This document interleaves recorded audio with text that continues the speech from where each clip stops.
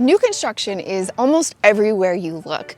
If you're looking to make a move to Georgia or within the suburbs of Georgia, there's a lot of opportunity. Today I'm going to share some of the pitfalls and some things that surprised me in the new construction market.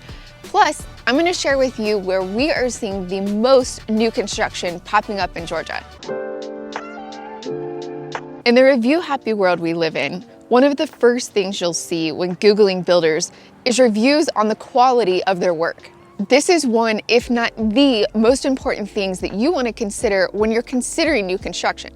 The price of land has increased substantially, and you've probably noticed this because builders are cramming houses closer and closer together. Something that might not be quite as noticeable is the standard features. If you weren't familiar with them before, you may not realize how much they've changed. Builders are scaling back on the level of standard features that they offer. Model homes are fun to tour when you're looking for interior design inspiration, but it's not always the best place to start when you're actually looking to make a purchase on the home.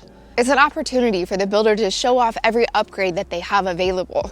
The model home looks great, don't get me wrong, but there's $70,000 worth of upgrades throughout here. Taking a look at some of the homes that are being built on site, maybe they're not even completed yet, is going to give you a little bit more realistic expectation of what a true standard home is going to look like. Another factor that you're likely to consider is builder incentives. Every builder is different when it comes to incentives and what they can afford to offer. Many of the larger production builders are going to have the budget to offer a little bit more, but keep in mind, there are little to no changes when it comes to production builders. That's how they keep the costs down. When rates first started to increase, we saw a lot of builders that were buying down the rate, taking you from 7 or 8% down to 6 or 5%. We're not seeing that quite as much anymore. Demand has increased and builders in many communities have lists of people waiting on the next phase to be released. This Meritage Homes community here in Dawsonville has a wait list you sign up on, and you must be fully approved before being accepted onto the list. Most builders are going to offer lender incentives. For instance, if you're using their preferred lender, they might give you $10,000 in closing costs. Well, that sounds pretty hard to beat, right? And sometimes it is, but it's always best to get a quote from a traditional lender as well, so that you can really compare what the taxes and fees that you're being charged by both. I'd hate for you to be getting $10,000 in incentives when really and truly they're just tacking it on to the back end. With interest rates rising the last couple of years, the number of resale homes has drastically declined, leaving an open door for builders to step in. That said, as soon as we see interest rates fall, I truly believe that you're going to start to see more and more resale homes come to the market. Many people have a 3 or 4% interest rate, and that's hard to let go of. But at some point, these homeowners are going to be ready to cash out. And in certain areas where there's not a lot of land, so not a lot of new construction opportunity, this is going to be a big help. Let's talk about what the buying process for new construction really looks like and how you should have your expectations set up these days. Once you've narrowed down the area and community, you'll choose from the floor plans that the builder has available to that community.